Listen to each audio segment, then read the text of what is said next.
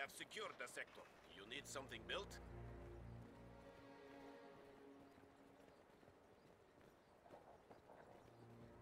Welcome to a 1v1 on Langreskaya. This game is going to be Lewted Hose versus Jamesbreean. We're going to have Soviets in the north against Lightning War. I don't know. German mechanized and mobile defense. Osther in the south.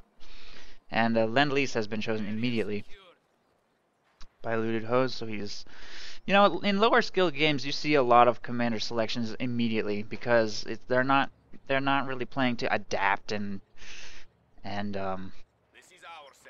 utilize some commander in some niche specific situation the way a pro player does. They're usually picking that commander immediately because they want to practice that commander, learn how it works, learn what situations it's good in, possibly also situations it's not good in. So that's actually really not that unusual in a lower skill game, which this one probably is going to be.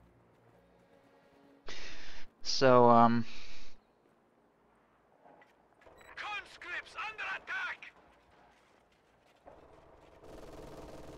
So yeah, we're gonna see some Lend-Lease tactics.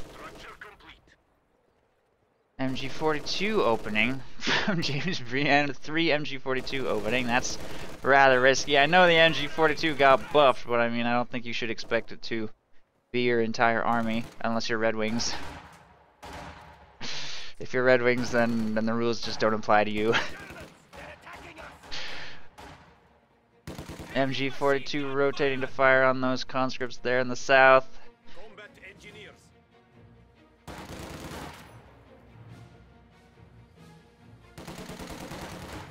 Combat engineers moving to engage these guys. And we're going to have a pretty early munitions cache going up as well. 200 manpower being dropped on that. Lewted going with the 4th squad of conscripts now before transitioning possibly into some upgrades. He actually has purchased Molotovs, so 1 upgrade already before getting his 4th squad of conscripts out. Since he has Molotovs at his disposal, he's going to toss on himself. Oh god. Tried to toss it over the cache, but apparently it hit the cache.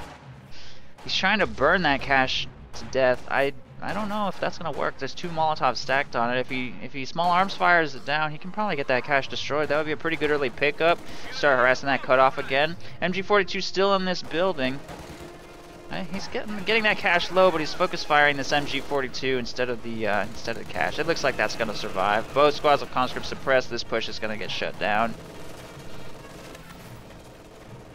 So he gambled and it paid off on that munitions cache. Managed to get that thing constructed. And a munitions cache is pretty reasonable against Osther, in all fairness.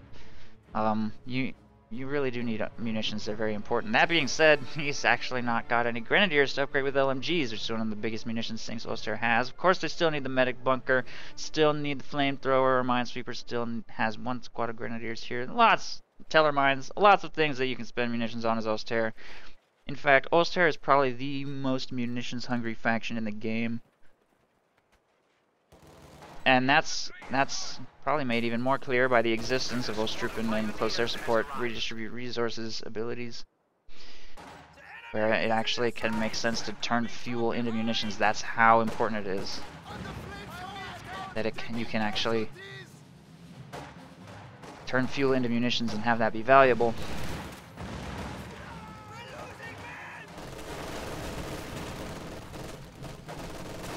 Grenadiers falling pretty low to a flamethrower right there.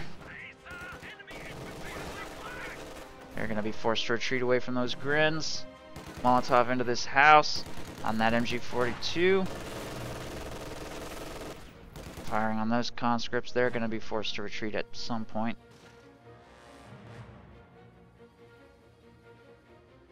Down in the corner for now. Molotov burning that machine gun slowly. I think the Molotov's ended. He's not getting out of that house. He's almost asking for it, staying in there, but at the same time, he does have protecting MG over here.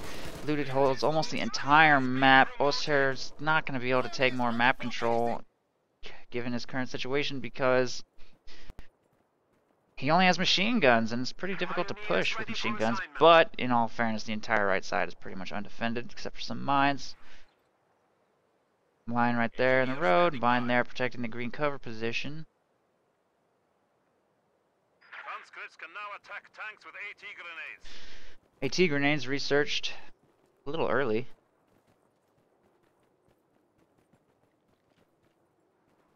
Enemy forces are attempting to capture our territory. Mine gets 2 of those grenadiers. These 2 squads moving up to engage grenadiers here on the center point. Enemy forces supply lines have been cut.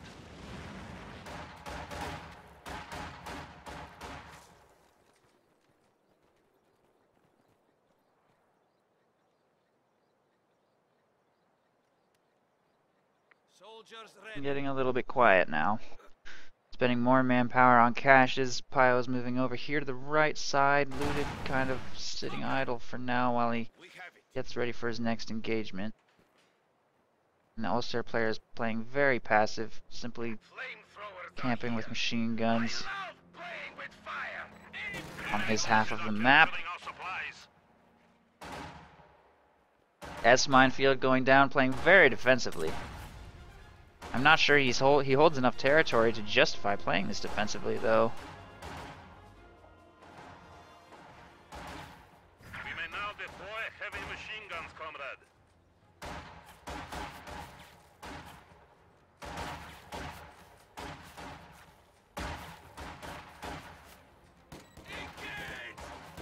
MG42 moving up to engage these conscripts over here. Pyos continue. Wow, so many S mines.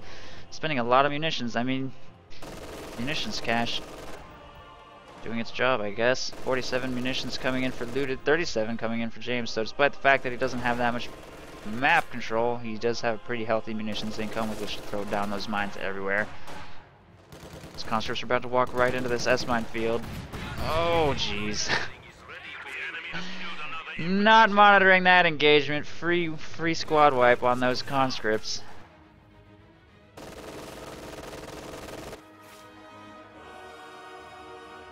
That squad's going to retreat over there. Flamethrower moving over here. I really hope they don't walk into the S-mine field. Okay, they all spot the S-mine field and stop. Maxim, no, Dushka has been fielded. He's gone tier 2. But he will field a Dushka. The enemy is taking what we have secured. Which is pretty similar in performance to the Maxim, really. I don't know why it's so expensive, because it's not exactly that impressive, but 2 squads of conscripts walk right into the machine gun over here on the left side. They are in Molotov range. It's going to get tossed. Slowly burning that machine gun to death. Doesn't retreat. That's going to get stolen. There's plenty of infantry here to steal this. Why would it not run away?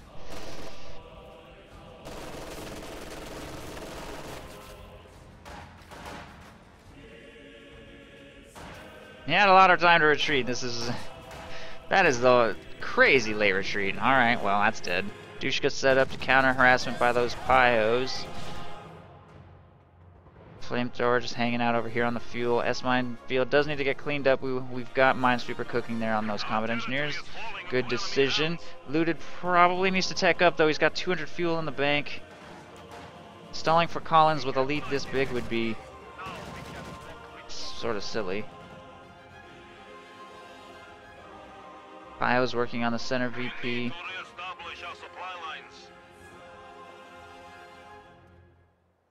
2 fuel caches going up here on the Ulster half of the map. Gonna be a pretty high income game if Lewted doesn't shut down those caches. Minesweeper should be able to get rid of the S-mine field over here on the right side. Flamethrower making his way across towards the center.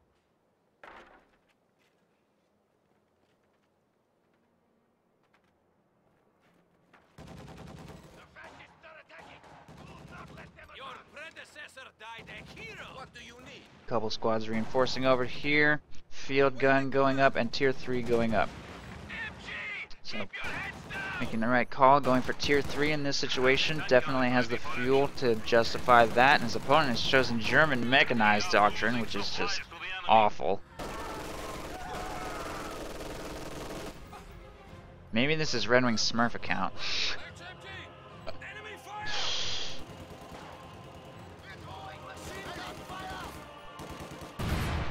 Ooh, another S-mine field, just nailed that Dushka right there. Pyos catch it at short range, they're gonna force it to retreat. Grenadiers working to take back control of the left side. Fuel. Stolen MG42 over here is going to make its way across to the left side. Deal some significant not damage, but it'll be able to pretty effectively hold on to territory over there on the left side.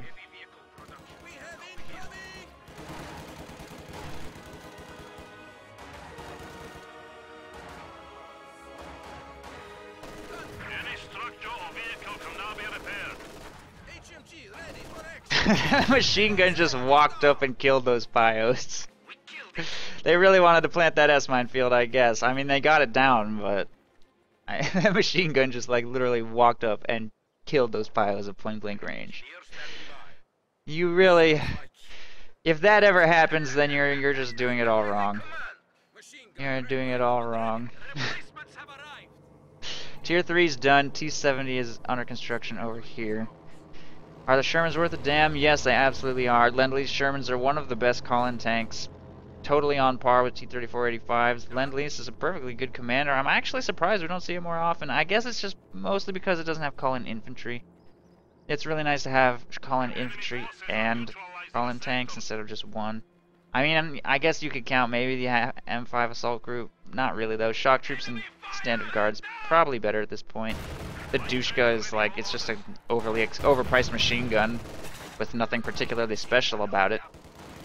It's got armor-piercing rounds, which are not really that useful against most targets unless you're fighting like Pumas or something, I don't know. The 222 is easily managed just with anti-tank grenades. And it's just more appealing, really, to have guards or shocks than most of the features this commander has. But the Allied supply drop is pretty interesting. 100 munitions, we're going to see that coming in now. Drops these crates in his base, boosts his fuel supplies. Maybe that can help bolster his fuel income. And it's also a good munitions sink. Soviets tend to float munitions a lot, so this is actually a pretty neat ability. Gives that doctrine a little more utility. So you do sacrifice the ability to field call-in infantry, but being able to convert munitions to fuel is definitely nice. It's yet another random ability, though. The amount of fuel it gives you is not fixed. Unlike redistribute resources, guaranteed return on investment. Kind of interesting that Oster can transfer their fuel to munitions, and Soviets can transfer their munitions to fuel. It's kind of telling on what certain factions are really thirsty for. We now have access to additional battlefield options. T-70 is on the field and is making its way over here towards the left side. And they should probably retreat soon. Okay. Pretty good value on that T-70 so far. We'll just pretend those Grenadiers did retreat and the T-70 gunned them down on retreat. The Austrian wasn't able to screen the T-70 away in time. It's on its way up here to the left side. Should be able to do some serious damage to that T-70 unless it baits it over a mine. Not sure if there are any mines available in the immediate vicinity, but there's a field gun over here to screen that Austrian away if it gets too aggressive.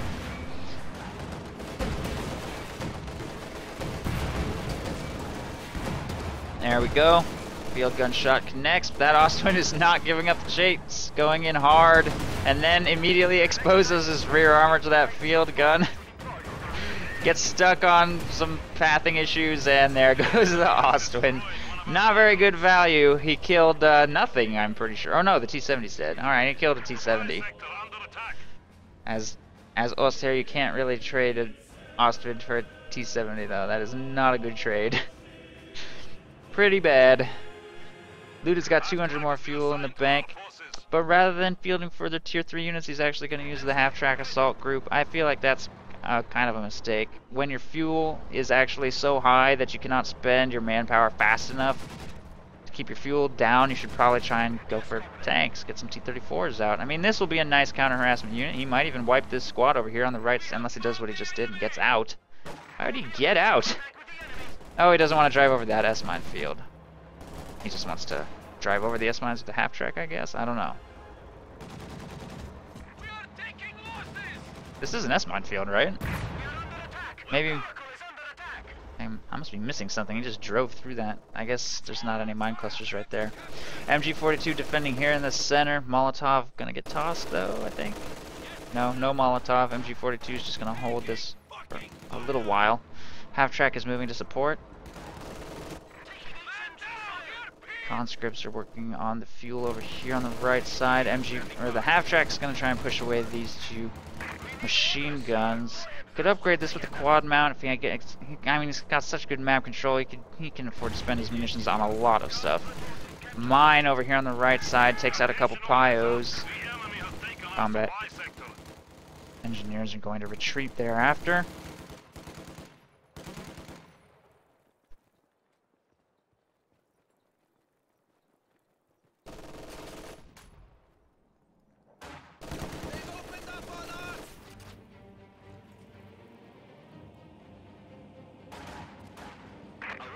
Half-track still awaiting some repairs over here. Combat engineers have a minesweeper. This Oster player really likes mines. That is a lot of munitions spent on S-mines. I mean, S-mines are good, but like, if you overuse them, you kind of just leave yourself open to being countered by just mines. Just build minesweepers, and there'll just be minesweepers everywhere. Although, it is interesting to note that S-mines take forever to sweep up, because they're planted in all these tiny little clusters. You plant them super quickly. It takes a zillion years to actually sweep them one little cluster at a time, which I think is weird, but it doesn't have that much of an impact on the game, really, especially since you can sweep them up very quickly by driving over them with vehicles. It's kind of annoying, though. If you're trying to sweep up mines with a minesweeper. M4C Sherman is on the field now. Moves to engage here in front of the Oster base. Oster player's gone tier 3 into a Stug, which, after losing his Ostwind, is probably not going to work against M4C Sherman spam.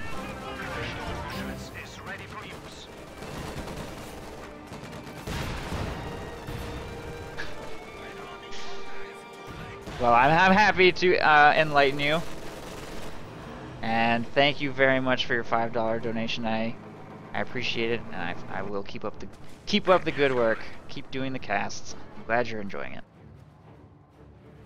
I absolutely will. These two squads over here in the base need some reinforcement. Conscripts ready to make their way back to the front line as well. Sherman has destroyed one cache. That one's going to be next. Sherman pulled back for some slight minor repairs. Took a little damage from that Stug, but nothing too serious. And Panzerschrecks. Nothing that can't be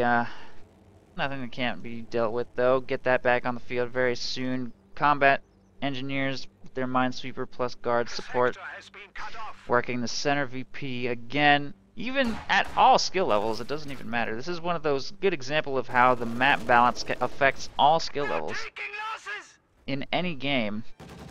Langreskaya just lasts a long time. It's so hard to triple cap your opponent. It doesn't seem to matter what the skill level is of the game, really.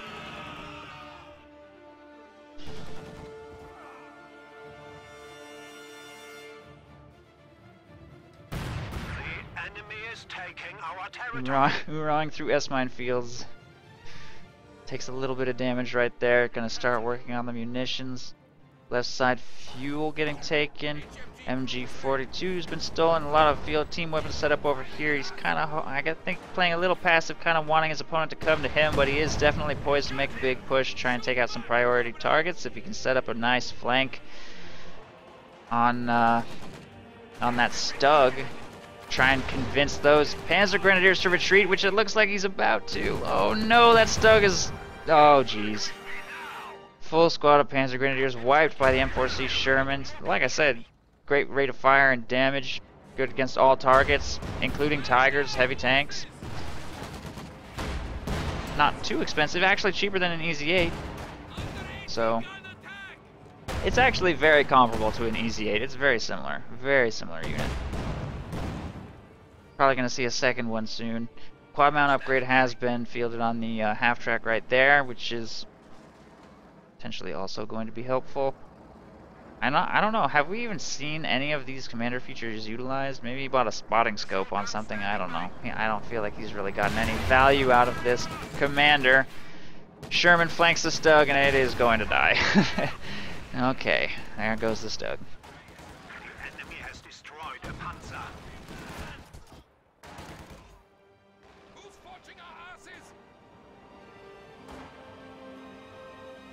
Panzer Grenadiers standing by.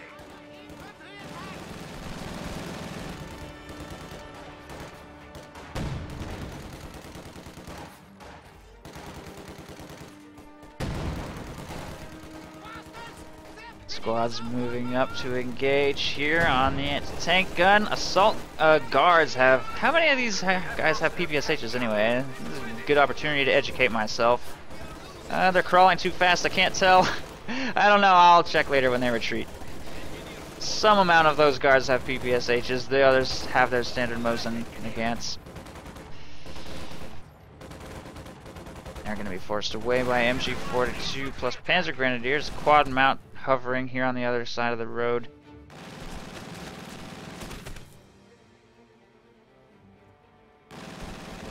Probably going to get suppressed if they get into this red cover, exposing themselves to that quad at point blank range. Apparently not. I was really expecting them to get suppressed. Panzer Grenadiers are just too awesome. Anti-tank gun gets recruited. If he uses attack ground, he could definitely destroy that. Half track. I don't know if he knows that he can do that though. It's one of those things that's not really obvious. But you can attack ground through hedges. Easily could have destroyed that half track right there. They don't teach you that in the tutorial.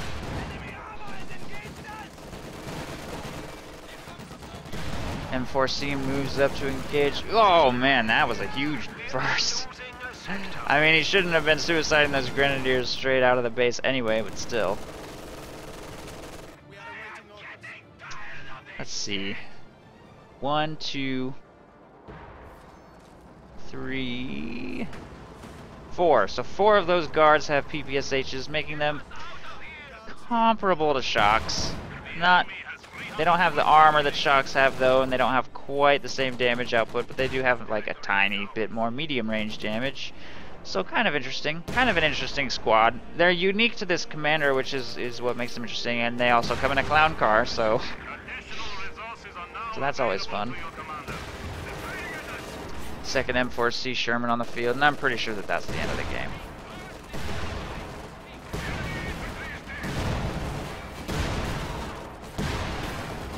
A Panzer IV is being queued up, but he's lost all units.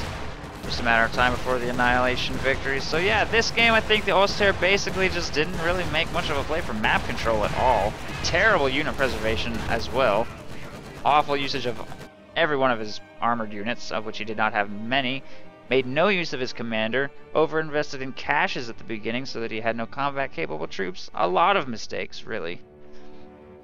And pretty standard play from the Soviets, going conscript spam into call-ins of whatever choice. Allied supply drop. I like that he went to tier 3 when he had that early advantage to give himself a T-70. And he actually, although he lost the T-70, did bait an Austrian into his field gun nicely with it. Austrian definitely could have been microed a lot better, but still a pretty good play. And then by the end, just cleaned up with M4C Shermans pretty easily. So good game. Allies win.